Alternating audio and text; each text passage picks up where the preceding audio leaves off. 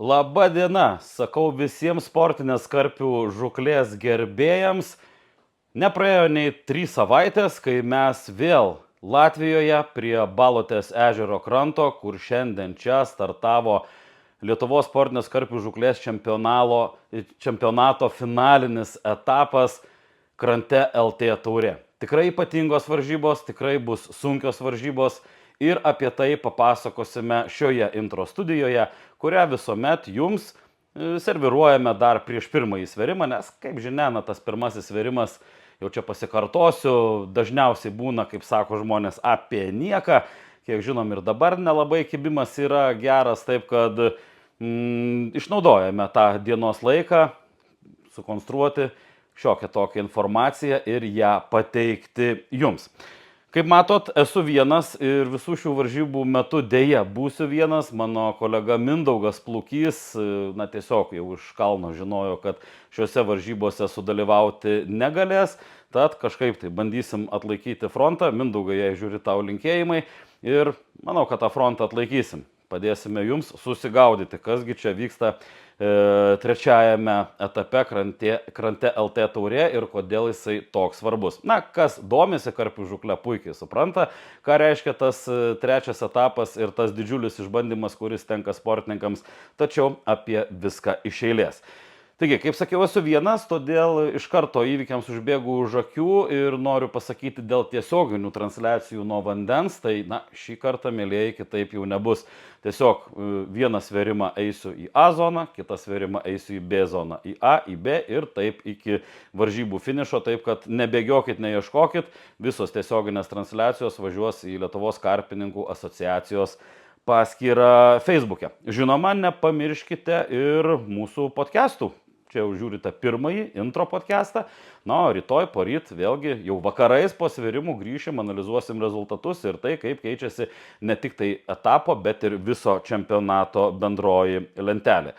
Žinoma, būti su mumis ir stebėti podcastus visada verta, nes turime vėlgi žaidimus su žiūrovais ir šį kartą mūsų etapo partneris, kompanija Krante LT, jums paruošė tikrai daugybę prizų, viską, ką matote ant stalo, atiteks žiūrovai jums.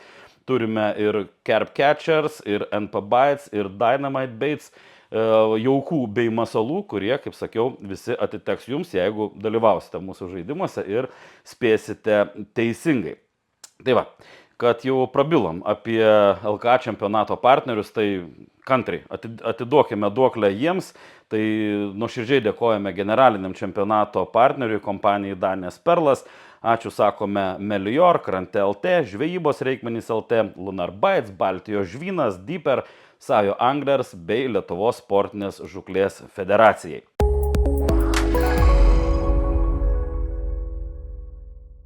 Taigi Lietuvos čempionato finalas, trečiasis etapas Krante LT taurė ir kuogi jisai toks svarbus.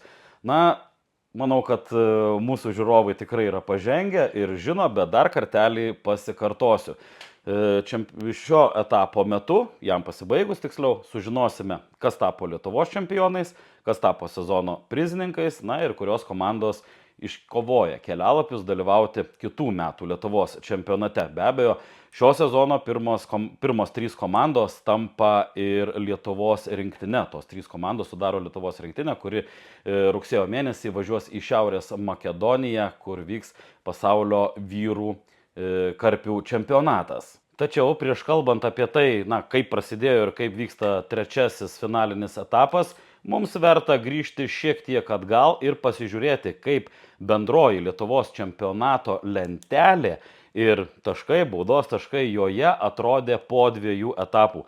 O čia, mėlyjeji, situacija tikrai labai slidi, praktiškai visas penketukas vaikšto plonyčių ledu. Ir atsitikti tikrai gali daug kas. Štai lentelė, kurioje matote tą situaciją, kuri yra susiformavusi po 2 etapų. Pirmoje vietoje komanda Krante LT ir atkreipkite dėmesį, 3 baudos taškai, o juos besivėjantys Trauk žuvį LT2 irgi 3 baudos taškai. Krante LT grinai, jiems rezultatą, tokį aukštesnį rezultatą, aukštesnę poziciją patempti padėjo tik tai, jog jie turi per 2 etapus surinkę didesnį kiekį žuvies. 3 vietoje Krante LT Karpoholiks. Tai vėlgi 5 taškai, jeigu Krante LT sutrauk žuvį, tarkim, kristų į kažkokią tai kibimo duobę, Krante LT Karpoholiks taip pat turi didžiausius šansus lipti į viršų ir gaudyti, pirmas 2 pozicijas, ką galiu žinot. Bet jiems reikia ne tik tai, kaip sakoma, vytis, bet reikia ir bėgti, nes Carbs Devils pirmame etape 1 baudos taškas, antrame etape 5 baudos taškai, taip kad nuo Karpoholikų Carb Devils atsilieka viso labo 1 tašku. Na ir kodėl formavome šiuo atveju 5-tuką, nes teoriškai su 9 baudos taškais į finalą atvažiavę Kauno karpininkų klubo žvejai taip pat turi grinai teorinį matematinį šansą pakilti į prizininkų trejetą po šių varžybų. Tai tikrai situacija labai labai įdomi. Ir netgi žemiau esančios komandos, vėlgi ten yra daugybė įvairių peripetijų, įvairių įmanomų matematinių skaičiavimų. Sunku pasakyti, kas ten kaip bus, bet kaip minėjau, pirmas 5 visiškai slidus ir trapus. Ir pasižiūrėkime, ką apie jį mano patys pirmojo 5-tuko nariai.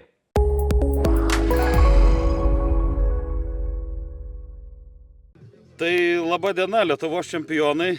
Ką galiu žinot, gal be 3 parų antrą kartą Lietuvos čempionai, bet žinom, kad situacija labai slidi. Turite vienodą taškų skaičių su antroje vietoje esančia komanda šiuo metu ir varžybos laukia be galo sunkios. Taip, varžybos atkaklios turėtų būti vėl. Priklausys dar smarkiai, kaip mes išsitrauksim visus burtus. Tai burtai, manau, daug nulems ir tada ką trauksim, ten žvejosim ir bandysim pakartoti pernykštį rezultatą. Sakyk, Viktorai, ar jaučiatės šiek tiek saugesni, nes, turit, kad ir vienodą taškų skaičių, bet ženkliai didesnį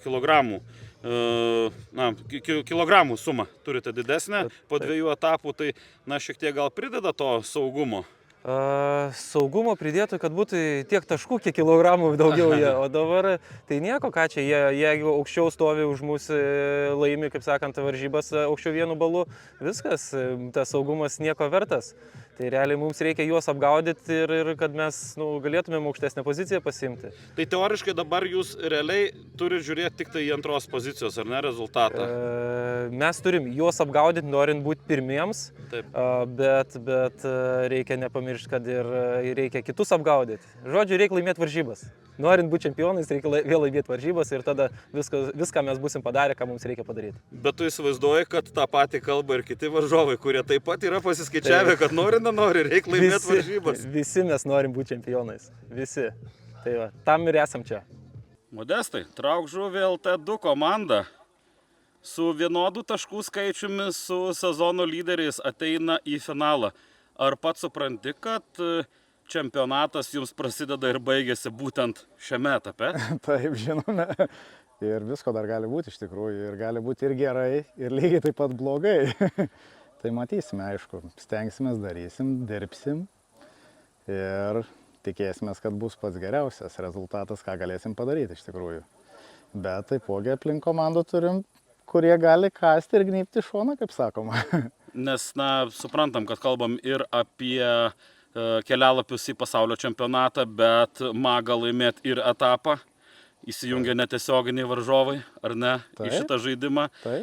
Norisi patemti ir Lietuvos čempionate kažką, tai be galo sunku. Galimybių turim daug kol kas, bet taip pat turim daug galimybių ir prarasti tas pozicijas, nes, matysim, laikas parodys, aišku, sunku, komandos stiprios aplink, tai tikėkimės, kad viskas eis gera korta į priekį.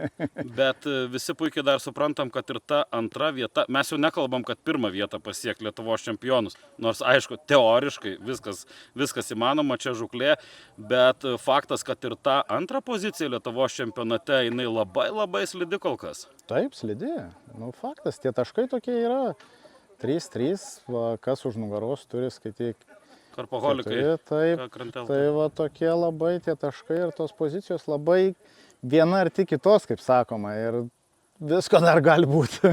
Na, matėm, iš tikrųjų, nelinkiu, neprognozuoju, bet matėm, kad, na, ir čempionato lyderiai paskutinėme etape net į penketuką nepatenka. Nu visko būna. Kartais daryk, ką nori, bet kaip sakoma, jeigu žuvies neturi, aišku, stengiamės visi. Žinoma. Atvažiavę visi visada stengiasi būti pirmi norime, bet gaunasi kartais ir atvirkščiai.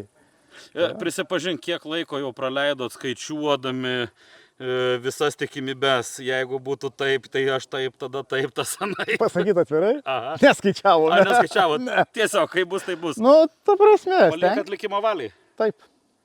Taip, tikrai taip. Na tai ką, laukiam pirmų svėrimų ir žiūrim, kas čia bus. Laikas parodys viską. Ne žvyno. Visiems.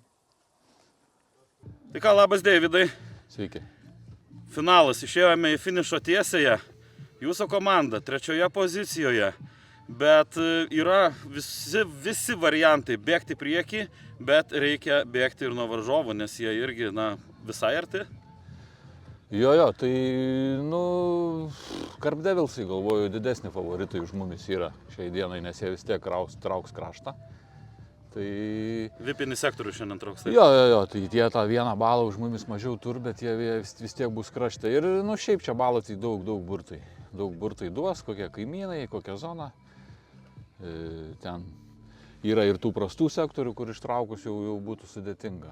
Šiaip, bet... Net ir vipiniai sektoriai matėm, kad ne visada būna vipiniai, ar ne? Labai daug faktorių susideda vis tiek čia, kaip sakau, kaimynai ir oro sąlygas, kaip ta žuvis elgias. Ir pats kaip sureaguoji greitai į tam tikrus dalykus. Tai čia žvejyba. Kaip sakė kažkada vienas žinoms karpininkas, čia mažas gyvūnėlis, žinai, ką tu jį nuspėsi, žinai. Tai... Ką jis ten galvoja, ar ne? Ja. O mes pasiruošę daryti, kas nuo mūsų priklauso, toliau matysim kaip kas. Na štai ir Carp Devilsai. Sveiki. Tai ką, vaikinai, plonų ledų vaikštom, ar ne? Kaip ten su tais taškeliais ir ką čia reiktų dabar padaryti šitose varžybose finale, kad, na, dar iškristų tas medalis ir kelialapis į pasaulį? Tai svarbiausia, kad būtų žuvies sektorėje. Tai atsiliekam nuo 3 vietos 1 tašku. Tai turim bent jau į prizinės iššokti. Manau, kad būtų rezultatas geresnis ir išeit. Jums užtektų prizinės zonoje tiesiog, ar ne? Jo, bet tada turėtų bent jau 3 vietoje esate komanda turėtų mažiau. Tai jie turėtų, ta prasme, neužimti net fizinės, nesakyčiau, gal likt zonoje ir 5 bent jau. Tai vat, ką žiūrovams vis bandau papasakoti, kokie rezultatų pasiutpolkė užsikūrė, ar ne? Jau tikrai esat pasiskaičiavę, kad jeigu mes taip, tada tas turi finišuoti va taip. Nu jo, čia paskutinis tas etapas, tų taškų skirtumas tikrai nėra didelis, tai dar tikrai visko gali čia būti, pasikeisti, nes mes turėsim geresnį sektorių, kitos komandos turės prastesnį, bet ar tai įtakos, tai priklausys viskas, kai būsim vietoje ir kaip ta žuvis reaguos ir ką mes nudirbsim tenai. Na, tikrai nebus lengvos varžybos, bet jei neklystu, jūs ar tik ne iš vipinio sektoriaus traukėte?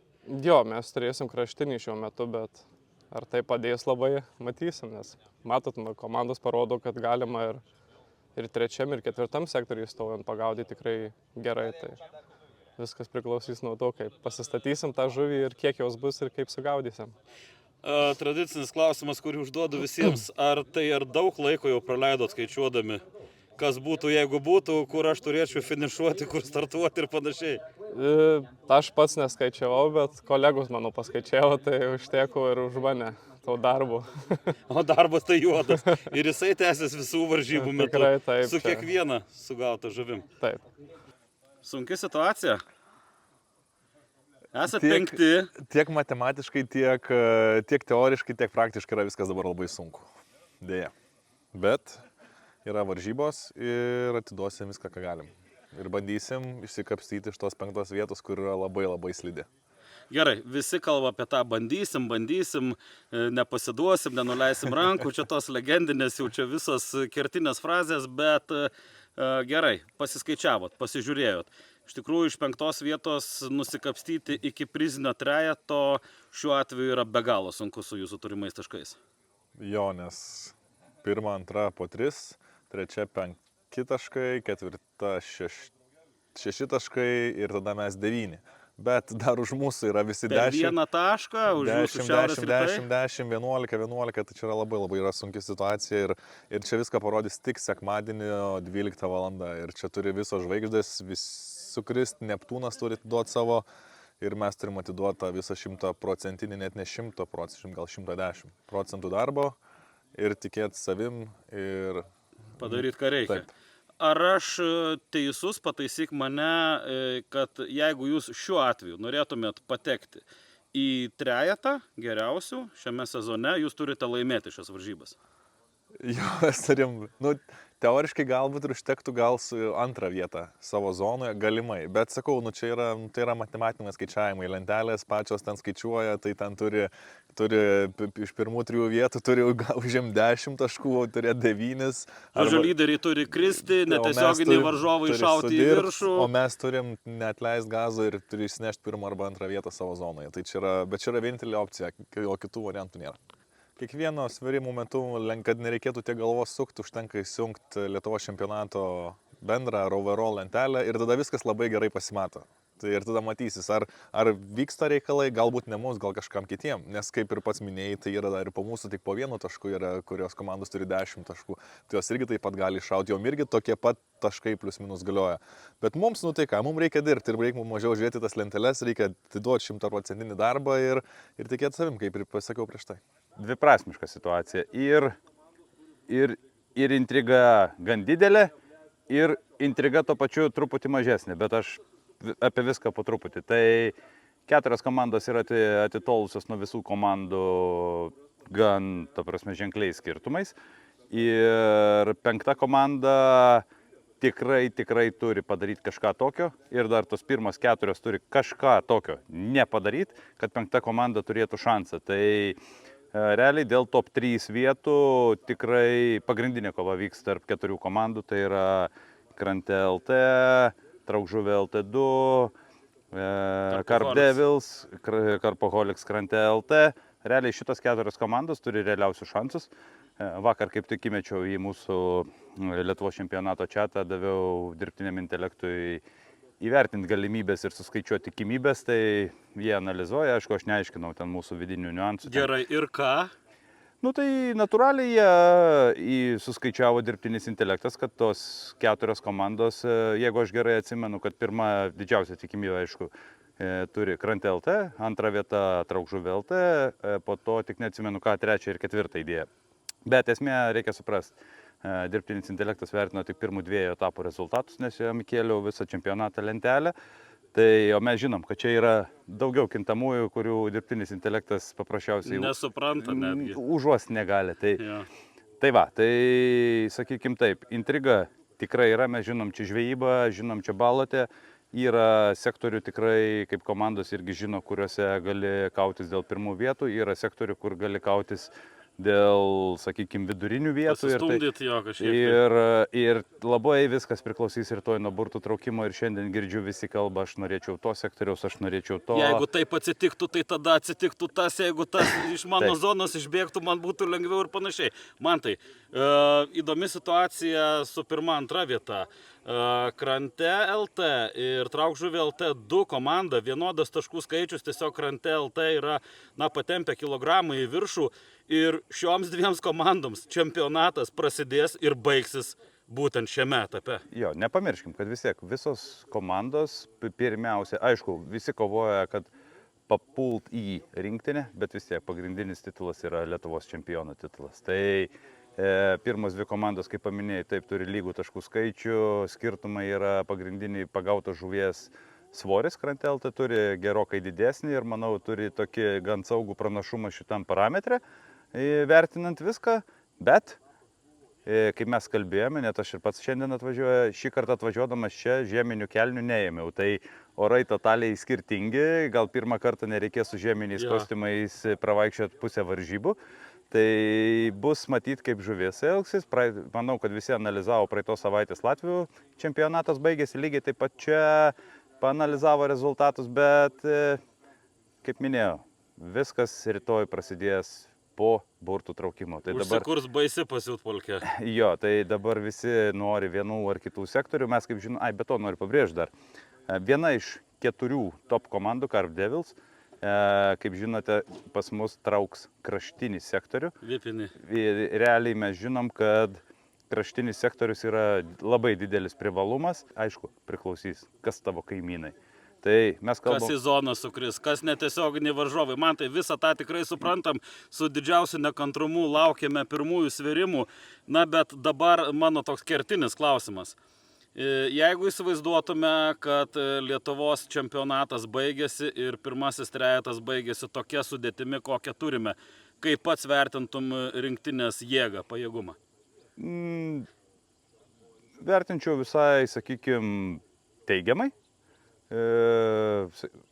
Ką reiškia žodis teigiamai? Aš žinau, pažįstu visus pažįstu ir pakankamai gerai iš vidaus, tai vertinčiau tikrai gerai, bet mes dar nebuvom Makedonijai, tai šitoj vietoj, kad tie žmonės padarys viską, ką reikia, faktas, mes kaip žinom, kapitonai gali pasimti 2 rezervus, jeigu nuspręs, kad jiems reikia kažkokių tai savybių, tai kapitonai tą ir įvardins ir greičiausiai tą žinosim, bent jau kandidatus į rezervus žinosim sekmadienį, o dažniausiai kapitonai per 1-2 dienas priima sprendimą, kurie tie kandidatai patampa tikrais rezervais.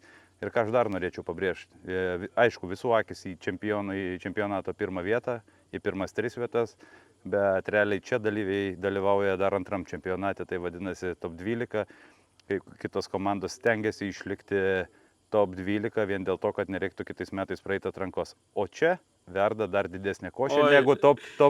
Bet čia jau, mili žiūrovai, paliekam jūsų teismui visą lentelę. Ačiū Mantai, laukiame pirmųjų svėrimų ir žiūrime, kas vyksta prie vandens.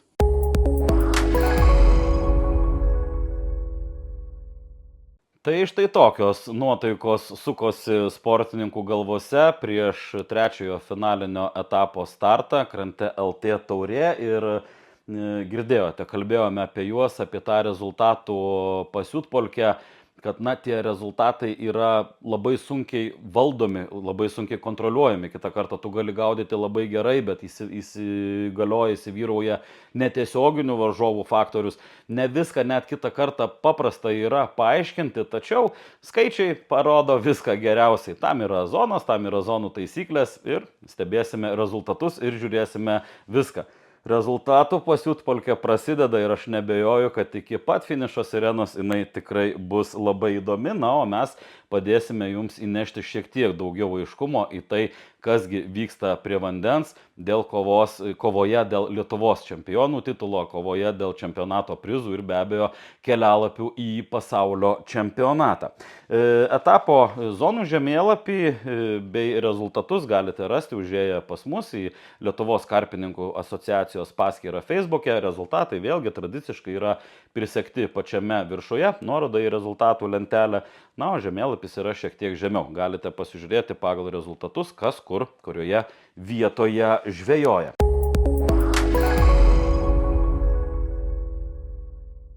Na kągi, mes patys netrukus bėgsime į pirmąjį ketvirtadienio vakarinį svėrimą. Panašu, kad darbo nebus labai daug, turime čia keletą žvalgų, grįžo, pasakojo, kad su kibimu ne kažką, iš tikrųjų šiuo metu toks karštas troškus oras, rytoj poryt kaip ir Lietuvoje, taip ir čia Latvijoje žadami nemaži karščiai, po jų sekančios liūtys, pažiūrėsim kaip į tai reaguos žuvis, bet visus viščiukus suskaičiuosime po tų 72 valandų, kai pasibaigs trečiojo etapo varžybos Krante LT taurė. Bet prieš atsisveikinant su jumis, prieš mums iškeliaujant prie vandens, žaidimas su žiūrovais. Ir kaip sakiau, Krante LT jums tiksliau žiūrovai dovanoja ir Dynamite Baits, ir NP Baitsus, ir Carp Catchers masalus. Ir šiandien kalba apie štai šios 5 Carp Catchers indelius naujų šviežutėlių masalų, kuriuos galite laimėti teisingai atsakę į klausimą. Klausimas ganėtinai suktas, jam turėsite praktiškai parą laiko atsakyti. Kas rytoj po trečiojo svėrimo bus komanda numeris 1 bendroje etapo lentelėje. Balsuoti čia į YouTube komentarus galite iki rytdienos penktadienio 19 valandos vakaro.